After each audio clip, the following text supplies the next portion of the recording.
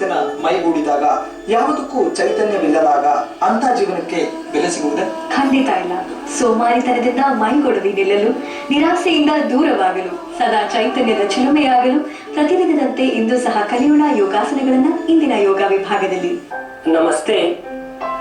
ಯೋಗ ಕಾರ್ಯಕ್ರಮಕ್ಕೆ ಆತ್ಮೀಯ ಸ್ವಾಗತ.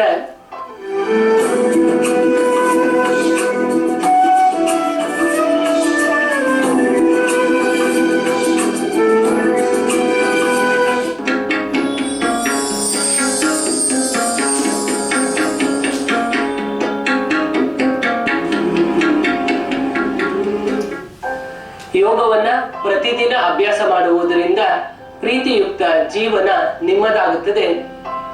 ಹೊರದೇಶದಲ್ಲಿ ಭೂಕಂಪದ ಭಯದಿಂದಾಗಿ ಹಲವಾರು ಮನೆಗಳನ್ನ ಮರದ ಹಲಿಗೆಯಿಂದ ಕಟ್ಟಲಾಗುತ್ತದೆ. ಅದೇ ರೀತಿಯಲ್ಲಿ ಕಟ್ಟಿದ್ದ ಮನೆಯನ್ನ ಆಲ್ಟ್ರೇಷನ್ ಮಾಡುವ ಸಲುವಾಗಿ, ಅಂದರೆ ಸರಿಪಡಿಸುವ ಸಲುವಾಗಿ ಬಿಚ್ಚಲಾಯಿತು. ನೋಡಿದಾಗ ಒಂದು ಹಲ್ಲಿಗೆ ಮಳೆಯನ್ನ ಸೇರಿಸಿ ಒಡೆಯಲಾಗಿತ್ತು. 5 ವರ್ಷವಾಗಿದೆ ಮನೆಯನ್ನ ಕಟ್ಟಿ, ಆದ್ರೆ ಹಲ್ಲಿಗೆ ಮಳೆಯನ್ನ ಸೇರಿಸಿ ಹೊಡೆಯಲಾಗಿದೆ. ಹಲ್ಲಿ ಬದುಕಿದೆ. ಆಶ್ಚರ್ಯವಾಯಿತು. 5 ವರ್ಷದಿಂದ ಹಲ್ಲಿ ಹೇಗೆ ಬದುಕಿರ್ಲಿಕ್ಕೆ ಸಾಧ್ಯ? ಅದಕ್ಕೆ ಕ್ಯಾಮೆರಾವನ್ನ ಫಿಕ್ಸ್ ಮಾಡಲಾಯಿತು. ಗಮನಿಸಿದಾಗ ಮತ್ತೊಂದು ಹಲ್ಲಿ ನಿಧಾನವಾಗಿ ಆಹಾರ ಪದಾರ್ಥವನ್ನ ಅದಕ್ಕೆ ತಂದು ಕೊಡುತ್ತಿತ್ತು. ಅಂದರೆ ಇಲ್ಲಿ ಪ್ರೀತಿಯಿಂದ ವಿಶೇಷವಾದ ಜೀವನ ನಿಮ್ಮದಾಗುತ್ತದೆ. ಇತರರಿಗೂ ಸಹ ವಿಶೇಷವಾದ ಜೀವನ ದೊರೆಯುತ್ತದೆ. ಅಂದರೆ ಈಗ ಉದಾಹರಣೆ ಸ್ವಾಮಿ ವಿವೇಕಾನಂದರ ಪ್ರೀತಿ ಅದ್ವಿತೀಯವಾಗಿರ್ತಕ್ಕಂಥದ್ದು. ಅವರ ಪ್ರೀತಿಯಿಂದಲೇ ಇವತ್ತು ವಿಶ್ವವೇ ಅವರನ್ನ ಸ್ವೀಕರಿಸಿದೆ. ಪ್ರತಿದಿನ ಯೋಗವನ್ನ ಅಭ್ಯಾಸ ಮಾಡಿ ಆ ಪ್ರೀತಿಯುಕ್ತ ಜೀವನವನ್ನ ನಿಮ್ಮದಾಗಿಸಿಕೊಳ್ಳಿ.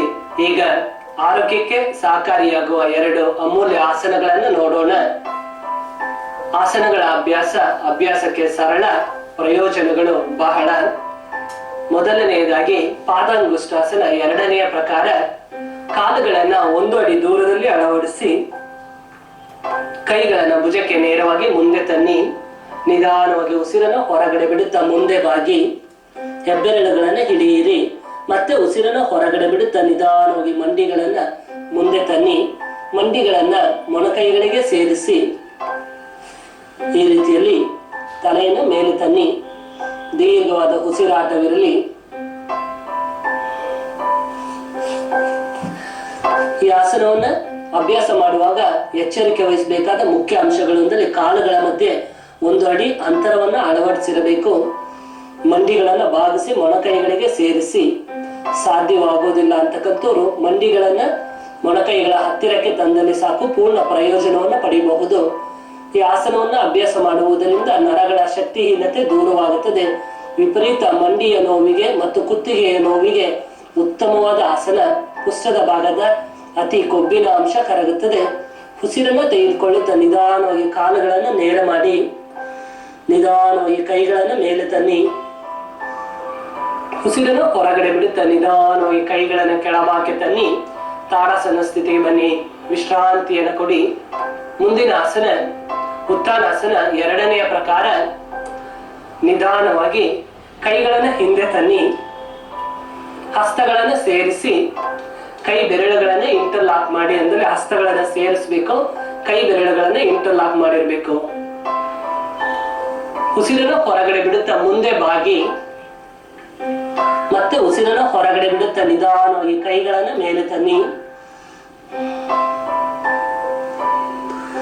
ಈ ರೀತಿಯಲ್ಲಿ ಇಲ್ಲಿ ಗಮನಿಸಬೇಕಾದ ಮುಖ್ಯ ಅಂಶಗಳು ಅಂದರೆ ಕಾಲುಗಳನ್ನ ವಿ ಆಕಾರದಲ್ಲಿ ಅಳವಡಿಸಿರಬೇಕು. ಮಂಡಿಗಳು ಮತ್ತೆ ಮೊಣಕೈಗಳನ್ನ ಬಿಗಿ ಮಾಡಿರಬೇಕು. ತಲೆಯನ್ನು ಒಳಭಾಗಕ್ಕೆ ತನ್ನಿ. ದೀರ್ಘವಾಗಿ ಉಸಿರಾಡಿ. ಈ ಆಸನದಿಂದ ಶ್ವಾಸಕೋಶಕ್ಕೆ ವಿಶೇಷವಾದ ಒತ್ತಡ ಆವೃತವಾಗುತ್ತದೆ. ಅಸ್ತಮ, ಉಸಿರಾಟದ ತೊಂದರೆಗಳಿಗೆ ವಿಶೇಷವಾದ ಆಸನ. ಸದಾ ಕಾಲದಲ್ಲಿ ವೀಸಿಂಗ್ನ ತೊಂದರೆ ಇರ್ತಕ್ಕಂಥವರಿಗೆ ಆಸನ ವಿಶೇಷ ಪರಿಣಾಮಕಾರಿ. ಕೈಗಳ ಅತಿ ಕೊಬ್ಬಿನ ಅಂಶವನ್ನು ಕರಗಿಸುತ್ತದೆ.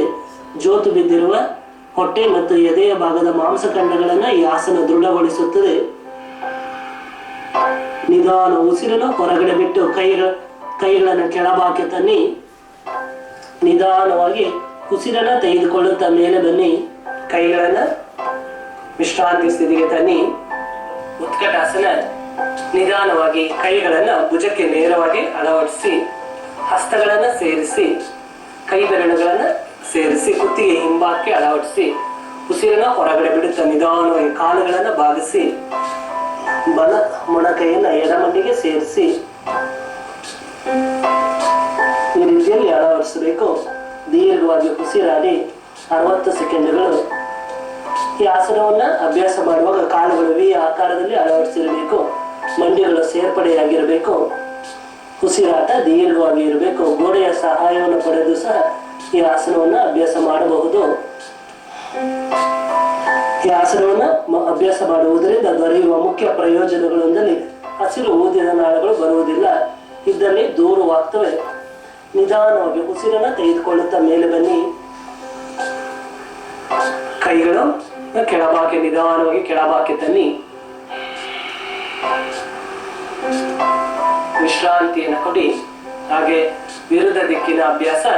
ನಿಧಾನವಾಗಿ ಕೈಗಳನ್ನ ಭುಜಕ್ಕೆ ನೇರವಾಗಿ ತಂದು ಹಸ್ತಗಳನ್ನು ಸೇರಿಸಿ, ಕೈ ಬೆರಳುಗಳನ್ನ ಇಂಟರ್ಲಾಕ್ ಮಾಡಿ, ಉಸಿರನ್ನ ಹೊರಗಡೆ ಬಿಡುತ್ತಾ ನಿಧಾನವಾಗಿ ಕಾಲುಗಳನ್ನ ಬಾಗಿಸಿ, ಎಡ ಮೊಣಕೈಯನ್ನು ಬಲಮಂಡಿಗೆ ಸೇರಿಸಿ ದೀರ್ಘವಾಗಿ ಉಸಿರಾಡಿ.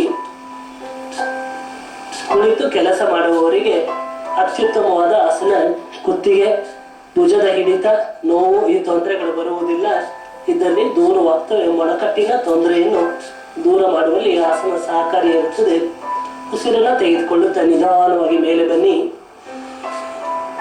ಉಸಿರನ್ನ ಹೊರಗಡೆ ಬಿಡುತ್ತಾ ನಿಧಾನವಾಗಿ ಕೈಗಳನ್ನ ಕೆಳಭಾಗಕ್ಕೆ ತನ್ನಿ. ವಿಶ್ರಾಂತಿಯನ್ನು ಕೊಡಿ. ಸಮಯವನ್ನ ಕ್ರಮಬದ್ಧವಾಗಿ ಬಳಸ್ತಕ್ಕಂಥವ ನಿಜವಾಗಿಯೂ ಅತ್ಯುತ್ತಮವಾದ ಜಾಣ. ಹಾಗೆ ಇತರರ ಸಮಯವನ್ನು ವ್ಯರ್ಥ ಮಾಡುವ ಪ್ರಯತ್ನಕ್ಕೆ ಹೋಗಬಾರದು. ಪ್ರತಿಯೊಬ್ಬರ ಸಮಯವು ಸಹ ಅತ್ಯಮೂಲ್ಯವಾಗಿರ್ತಕ್ಕಂಥದ್ದು. ನಿಮ್ಮ ಸಮಯ ಕ್ರಮಬದ್ಧವಾಗಿ ಬಳಕೆಯಾಗಿದ್ದೆ ಆದಲ್ಲಿ ಅರಿವಿಲ್ಲದೆ ವಿಶಿಷ್ಟ ಸ್ಥಾನವನ್ನ ಪಡೆಯುತ್ತೀರಿ. ಸಮಯ ಬಹಳ ಅಮೂಲ್ಯವಾದದ್ದು. ಕ್ರಮಬದ್ಧವಾಗಿ ಸಮಯವನ್ನ ಬಳಸಿ ಉತ್ತಮ ಸಾಧನೆಯನ್ನ ನಿಮ್ಮದಾಗಿಸಿಕೊಳ್ಳಿ. ನಮಸ್ಕಾರ. ನಮಸ್ಕಾರ.